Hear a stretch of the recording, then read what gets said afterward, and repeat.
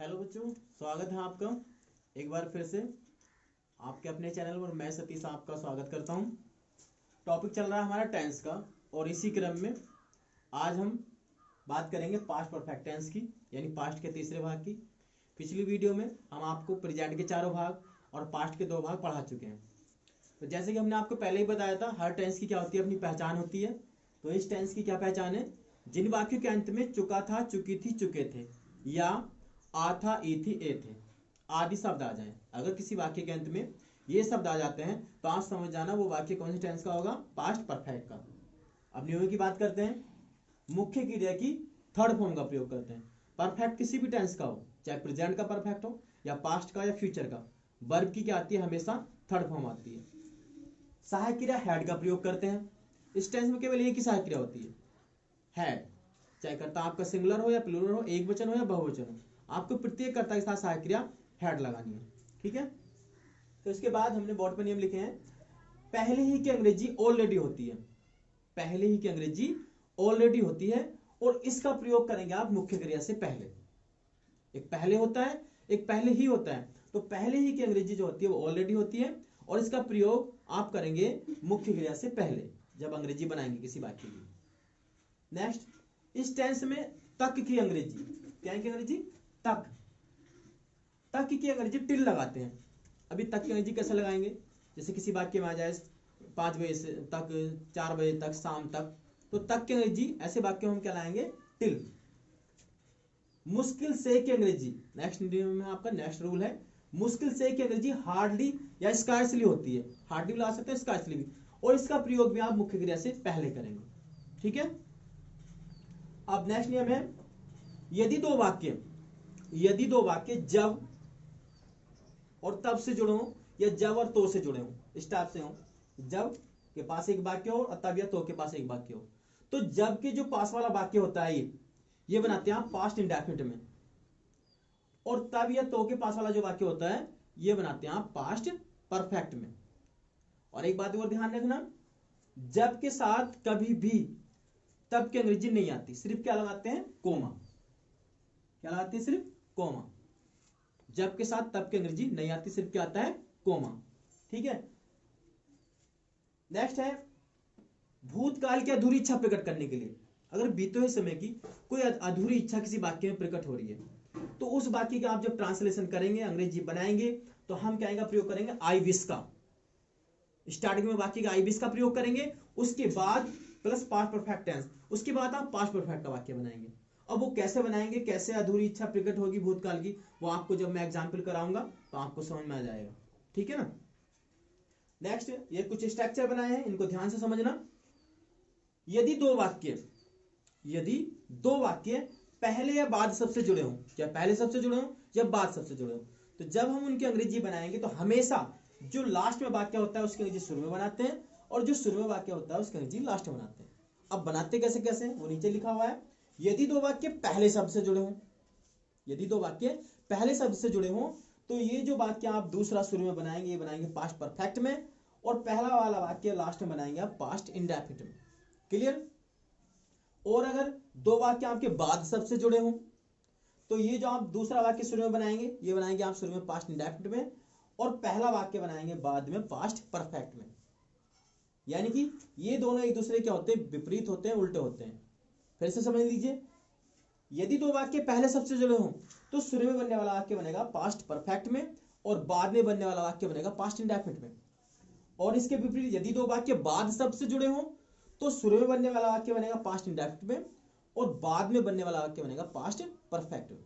ठीक है। तो ये आपके रूल्स हैं। टेंस के रूल थोड़े ज्यादा हैं, तो एग्जाम्पल भी ज्यादा बनेंगे। वीडियो को शुरू से लेकर लास्ट तक देखिए, तभी आपको सही से समझ आएगा।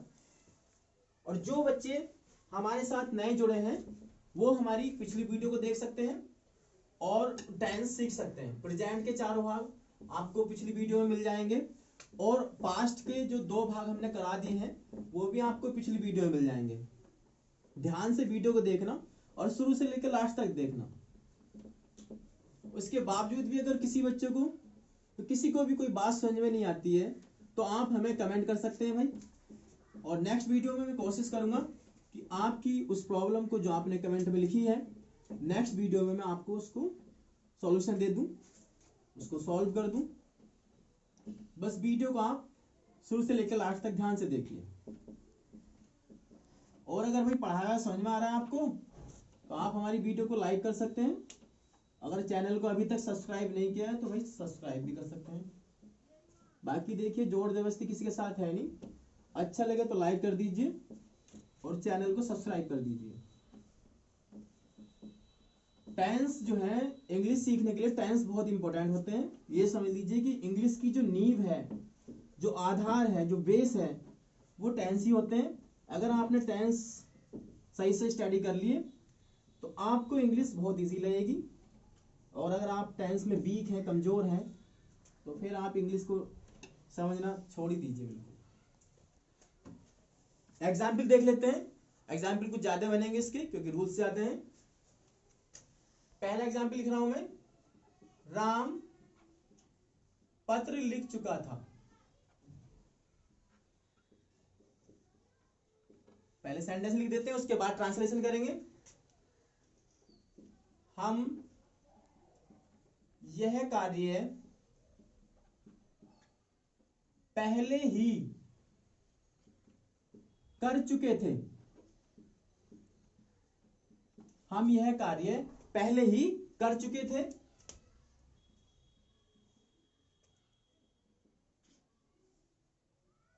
पांच बजे तक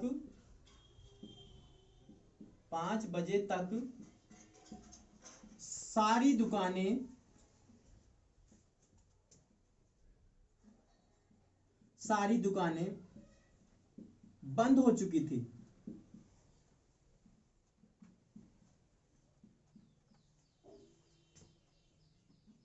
और लिख देते हैं वाक्य,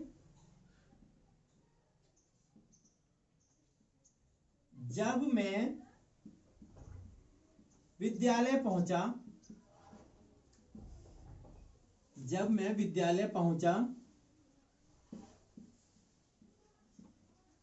तब घंटी बज चुकी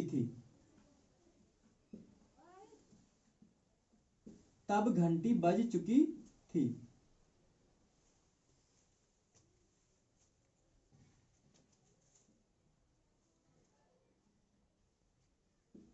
गुरुजी के आने से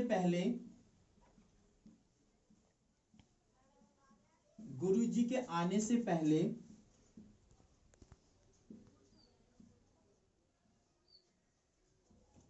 बच्चों ने कक्षा में शोर मचाया था।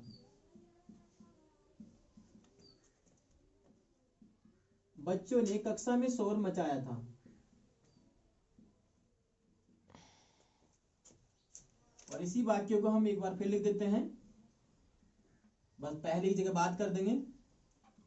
गुरुजी के आने के बाद बच्चों ने कक्षा में शोर मचाया था।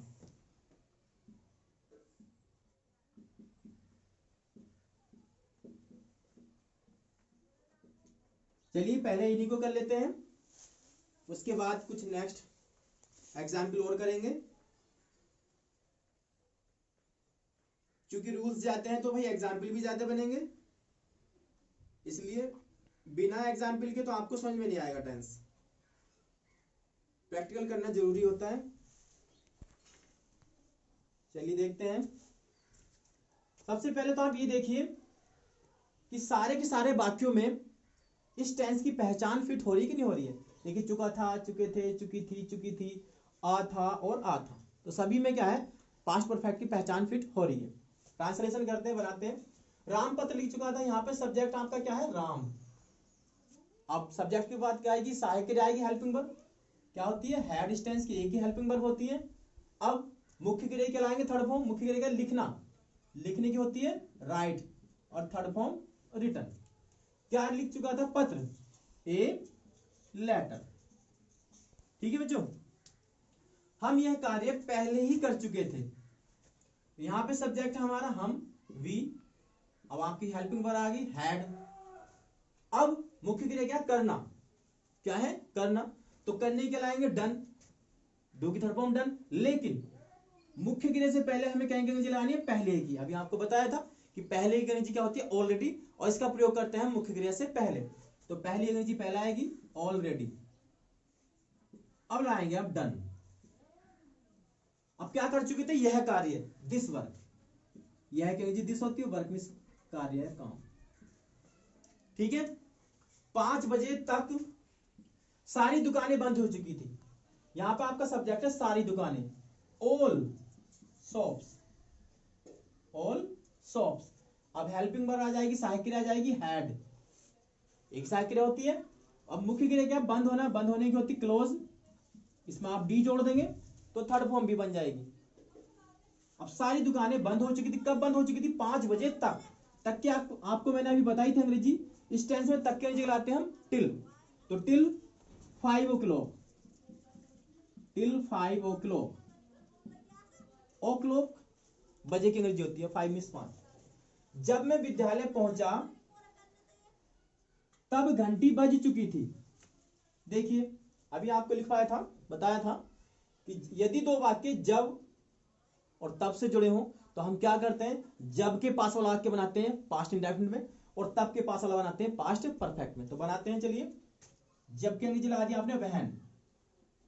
मैं विद्यालय पहुंचा, पास्ट टेंस का वाक्य बनाएंगे। और पास्ट टेंस में जब वाक्य साधारण होता है, सिंपल होता है, तो कौन सी फॉर्म आती है, मुख्य क्रिया की सेकंड फॉर्म आती है।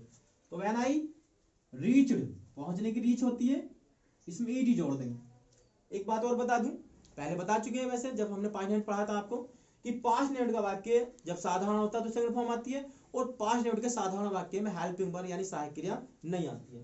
तो आई रीच्ड, स्कूल आ जाएगा। और तब के लिए क्या लाएंगे, कोमा। जब के साथ तब के अंग्रेजी नहीं लगती, क्या लगता है, कोमा।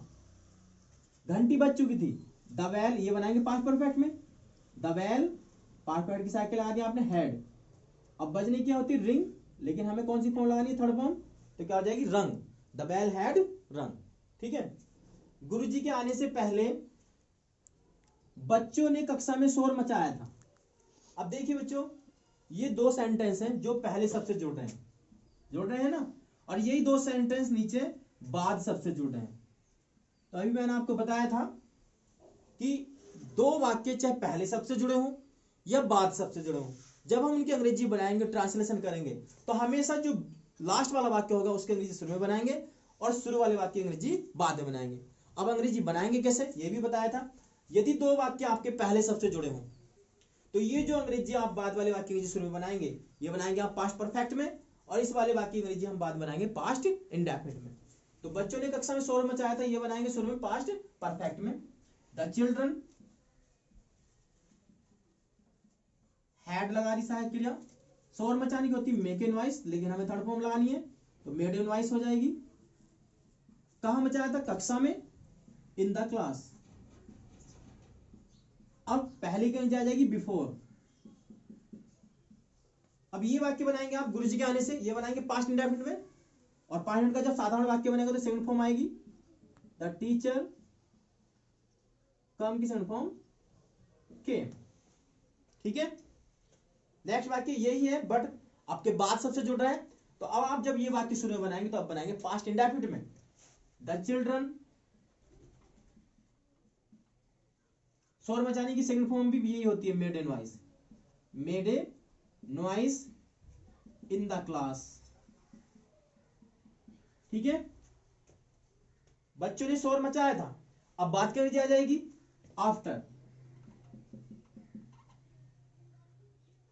गुरुजी के आने से, ये वाक्य बनाएंगे अब बाद में पास्ट परफेक्ट में, द टीचर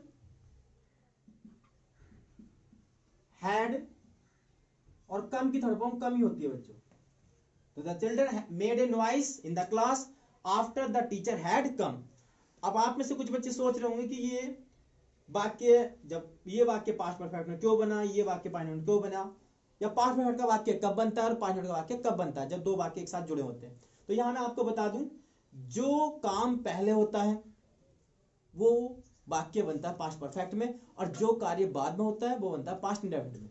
जैसे ये देखिए, गुरुजी के आने से पहले बच्चों ने कक्षा में शोर मचाया था, तो गुरुजी बाद में आए, बच्चों ने शोर पहले मचा दिया, तो ये काम पहले हुआ, तो ये वाक्य बना पास्ट परफेक्ट में।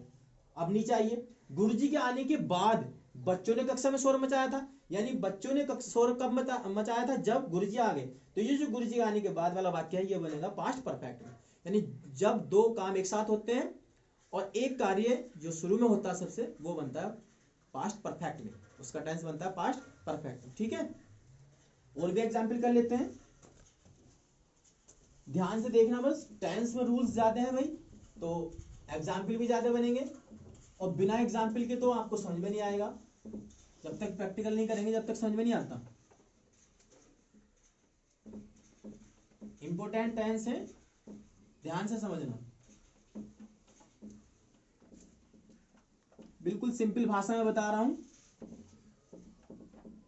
समझ में आ जाना चाहिए सभी की।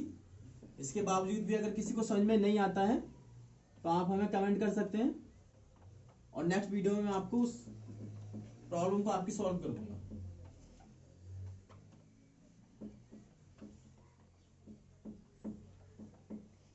हम फिर बता रहे हैं आपसे, जो बच्चे नए जुड़े हैं वो हमारी पिछली वीडियो देख सकते हैं, और प्रेजेंट के चारों भाग डिटेल में बताए हैं हमने, जैसे यहाँ पे बता रहे हैं ऐसे वहां पे बताए हैं, वहां पे आप स्टडी कर सकते हैं।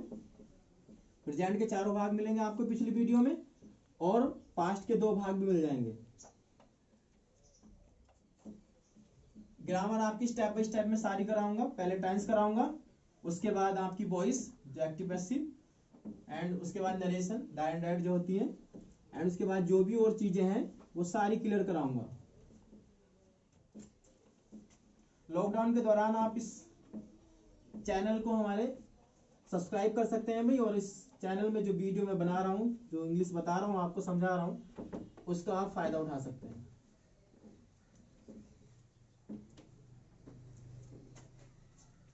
चलिए कुछ और एग्जाम्पल करते हैं। क्या शेर पकड़ने के बाद, क्या शेर पकड़ने के बाद शिकारी सो गया था? और बना लेते हैं, अगर इसी को मैं ऐसे कर दूं, क्या शेर पकड़ने से पहले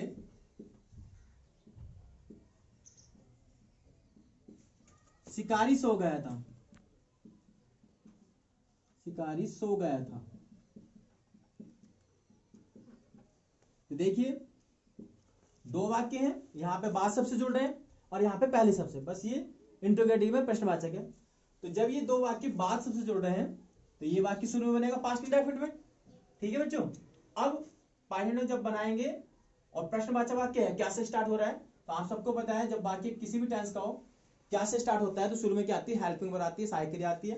अब चूंकि ये वाक्य आप शुरू में 5 मिनट का बना रहे हैं तो शुरू में सहायक क्रिया 5 मिनट की आएगी, डिड, फिर आपका सब्जेक्ट आ गया करता द हंटर। अब जब 5 मिनट का आप इंट्रोगेटिव वाक्य बनाएंगे, प्रश्नवाचक वाक्य बनाएंगे, तो कौन सी फॉर्म आएगी, फर्स्ट फॉर्म, तो सोने की फर्स्ट फॉर्म लगा देंगे आप स्लिप, तो डिड द हंटर स्लिप। अब बात कर दी जाएगी आफ्टर। अब शेर पकड़ने के, यहां पे एक बात और इंपॉर्टेंट है, ध्यान से समझना, कभी कभी क्या होता है दोनों वाक्यकर्ता एक ही होता है, सेम होता है। देखिए क्या शेर पकड़ने के बाद शिकारी सो गया था, शेर किसने पकड़ा, शिकारी ने, सोया कौन, शिकारी। इसका मतलब क्या, दोनों वाक्यकर्ता सेम है, शिकारी है। तो ऐसी कंडीशन में हम क्या करेंगे, एक वाक्य में तो हमने शिकारी की अंग्रेजी लगा दी, अब दूसरे वाक्य में हम क्या करेंगे, शिकारी का प्रोनाउन लाएंगे, सर्वनाम लाएंगे। तो यहां पे हम क्या लाएंगे, ही, हंटर का क्या लाएंगे, ही लगाएंगे प्रोनाउन। अब ये वाक्य शेर पकड़ने के ये बनाएंगे पास्ट परफेक्ट में, तो पास्ट परफेक्ट के हिसाब से पास्ट परफेक्ट की सहायक क्रिया आएगी हैड, अब पकड़ने की कैच होती है third form caught, the lion. ये आपका सेंटेंस बन गया। अब यही वाक्य क्या है, पहले सबसे जुड़ रहा है, तो अब आप इस वाक्य को शुरू में बनाएंगे पास्ट परफेक्ट में। अब क्योंकि ये वाक्य क्या से स्टार्ट हो रहा है तो शुरू में सहायक क्रिया आ जाएगी हैड, फिर शिकारी द हंटर। अब मुख्य क्रिया लगाएंगे सोने की थर्ड फॉर्म, क्या लाएंगे, थर्ड फॉर्म स्लैप, क्योंकि वाक्य आप पास्ट परफेक्ट में बना रहे हैं, और परफेक्ट वाक्य कैसा भी हो, चाहे सिंपल हो, निगेटिव हो, इंटीग्रेटिव हो, मुख्य क्रिया की यानी वर्ब की थर्ड फॉर्म आती है। तो हैड द हंटर स्लैप्ड, अब आपने पहली अंग्रेजी लगा दी बिफोर, अब शेर पकड़ने से पहले, यानी कि इसमें फिर से आप शिकारी का प्रोनाउन लगाएंगे, शिकारी का सर्वनाम लगाएंगे। ही, अब कैच की सेकंड फॉर्म कॉट, जब 5 मिनट का वाक्य बनाएंगे तो कॉट आएगी सेकंड फॉर्म, और ये क्वेश्चन मार्क। ठीक है बच्चों, फिर से समझ लीजिए, जब दो वाक्य पहले बात से जुड़े हो और दोनों वाक्यों का कर्ता है एक हो, सेम हो, तो हम क्या करते हैं, एक में तो कर्ता आ जाएगा जो भी है, और फिर दूसरे वाक्य में उस कर्ता का प्रोनाउन लगाते हैं। ठीक है, नेक्स्ट एग्जाम्पल करते हैं। वह मुश्किल से घर पहुंचा ही था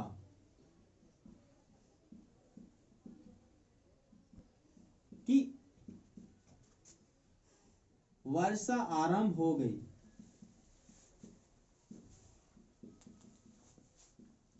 ठीक, देखिए, वह मुश्किल से घर पहुंचा ही था कि वर्षा आरंभ हो गई। अभी हमने आपको बताया था पहले कि मुश्किल से की अंग्रेजी क्या होती है, हार्डलेस केसली होती है, और इसका प्रयोग करते हैं हम मुख्य क्रिया से पहले यानी साइकिल हैड के बाद। तो यहाँ पे दो वाक्य हैं, एक तो यह है मुश्किल से घर पहुंचा ही था, और एक वर्षा आरंभ हो गई। तो क्या करेंगे, ये जो आपका शुरू वाला वाक्य है इसमें मुश्किल से की अंग्रेजी लगानी है हमें, ये बनाएंगे आप पास्ट परफेक्ट में। तो ही पास्ट परफेक्ट साइकिल लगा दिया आपने हैड। अब मुख्य क्रिया क्या, पहुंचना, पहुंचने की होती है रीच, हमें लगाएंगे थर्ड फॉर्म रीच, और रीच्ड से पहले आप मुश्किल से कहने चलाएंगे क्या, hardly, reached. He had hardly reached, अब घर के अंदर आ जाएगी होम। फिर से समझ लीजिए बच्चों, जिस वाक्य में आप मुश्किल से कहने चलाएंगे वो बनेगा पास्ट परफेक्ट में, और जो दूसरा वाक्य होगा वो बनेगा पास्ट इंडेफिनिट में। क्यों बनेगा अभी बताऊंगा मैं। He had hardly reached home. अब ये जो की है बच्चों, की ध्यान देना, ऐसे वाक्यों में इसकी की अंग्रेजी दो होती है, एक तो होती है व्हेन और एक होती है बिफोर। ठीक है, ऐसे वाक्यों में की अंग्रेजी व्हेन या बिफोर होती है। तो व्हेन भी ला सकता है, बिफोर भी ला सकते हैं, लेकिन जो बेटर होता है, जो ज्यादा मतलब जो ज्यादातर यूज किया जाता है वो व्हेन यूज किया जा सकता है। अब वर्षा आरंभ हो गई थी, तो वैसे मैंने आपको बताया था कि वर्षा वाले वाक्यों में अपने से कर्ता कहलाते हैं इट, लेकिन ध्यान रखना अगर वर्षा के साथ हमें आरंभ होने की अंग्रेजी लगानी हो तो वर्षा को भी कर्ता बनाया जा सकता है। तो बिफोर या व्हेन द रेन, ये 5 मिनट का वाक्य बना देंगे, स्टार्टेड सेकंड फॉर्म आएगी जब 5 मिनट का वाक्य बना रहे हैं। अब अगर कोई बच्चा कहे कि नहीं इट से नहीं बन सकता, क्या तो बन सकता है इट से भी, आप इस वाक्य को इट से ही बना सकते हैं। तो ये बनेगा फिर ऐसे, it started to rain, rain फिर वर्ब बन जाएगी, और दूसरी वर्ब को एक ही वाक्य में हम कैसे जोड़ते हैं मोस्टली टू से, तो इट स्टार्टेड टू रेन। फिर से समझ लीजिए, वह मुश्किल से घर पहुंचा ही था कि वर्षा आरंभ हो गई। तो जिस वाक्य में आप मुश्किल से की अंग्रेजी लाएंगे वो वाक्य बनेगा पास्ट परफेक्ट का, और इस मुश्किल से की अंग्रेजी लगाएंगे आप मुख्य क्रिया से पहले, और इसकी की अंग्रेजी व्हेन या बिफोर लगाते हैं। क्यों लगाते हैं वो अभी बताऊंगा मैं। अब वर्षा आरंभ हो गई थी, लास्ट वाला वाक्य बनता है पास्ट इंडेफिनिट का। ठीक है, अब बात ये करते हैं कि इस की अंग्रेजी व्हेन या बिफोर का है।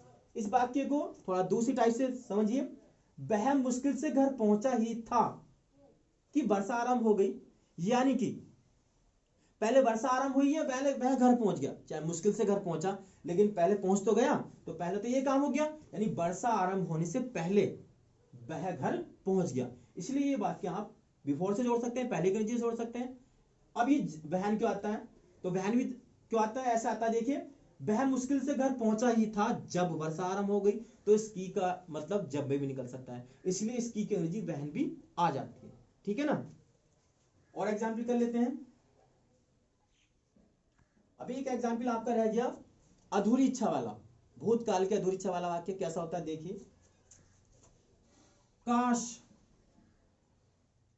मैंने अपने माता पिता का कहना माना होता, माना होता। काश मैंने अपने माता पिता का कहना माना होता। तो देखिए पहले तो आप पहचानिए कि क्या वास्तव में इस वाक्य में भूतकाल की अधूरी इच्छा प्रकट हो रही है। और ये देखिए, काश मैंने अपने माता पिता का कहना माना होता, यानी जो बंदा कह रहा है, जो कह रहा है, उसने अपने माता पिता का कहना नहीं माना, उसकी अधूरी इच्छा रहेगी है। तो इस वाक्य में ये बीते हुए समय की यानी भूतकाल की अधूरी इच्छा प्रकट हो रही है। तो मैंने आपको बताया था कि इसकी अंग्रेजी कैसे बनाएंगे, कैसे बनाएंगे, आई विश का यूज करेंगे शुरू में और फिर पास्ट परफेक्ट का वाक्य बनेगा। अब आई विश का यूज क्यों करते हैं, इस बात का जवाब देते हैं। ये जो काश है, इस काश का मतलब है मेरी इच्छा है, मेरी इच्छा है, और एक मतलब और होता है इसका मैं इच्छा करता हूं, मैं इच्छा करता हूं। अब देखिए आप, इस काश का मतलब होता है मेरी इच्छा है या मैं इच्छा करता हूं। अब जब आप इसकी अंग्रेजी बनाएंगे, इसकी ट्रांसलेशन करेंगे, मैं इच्छा करता हूं, तो क्या बनेगी, आई विश, आई विश, प्रेजेंट का वाक्य हो गया नहीं, मैं इच्छा करता हूं, तो इसलिए शुरू में क्या लगाते हैं, आई विश। इस काश है या मेरी इच्छा है या मैं इच्छा करता हूं, इन तीनों के अंग्रेजी क्या लगाएंगे, आई विश। तो आई विश, आई विश। अब मैंने अपने माता पिता कहना माना होता है, ये बनाएंगे आप पास्ट परफेक्ट में, आई हैड। अब मुख्य तरीका कहना मानना, कहना मानने क्या होती है, ओबे। कहना मानना का हो या बात मानना का हो या आज्ञा मानना, सबके अंग्रेजी ओबे होती है, ओबे। इसमें क्या जोड़ देंगे, ईडी। जब हम पास्ट परफेक्ट का वाक्य बना रहे हैं तो हर फॉर्म आएगी। तो I wish I had obeyed. अब क्या माना होता, अपने पिता का कहना माना होता, तो आई हैड ओबेड माई, और माता पिता की होती पेरेंट्स, ठीक है। तो I wish I had obeyed my parents. तो इस तरीके से आप अधूरी इच्छा वाला वाक्य भी बना सकते हैं। तो ये आपका पास्ट परफेक्ट था जो कंप्लीट हो चुका है बच्चों। उम्मीद करता हूं कि आपको मेरा पढ़ाया समझ में आया होगा, और अगर फिर भी किसी को कोई बात समझ में ना आई हो तो वो हमें कमेंट बॉक्स में जाके अपना कमेंट लिख सकता है। नेक्स्ट वीडियो में हम आपको आपकी जो प्रॉब्लम होगी उसको सॉल्व कर देंगे। और अगर भाई आपको ये पढ़ाया समझ में आया है तो वीडियो को लाइक कीजिए और हमारे चैनल को सब्सक्राइब कीजिए। Okay, thank you.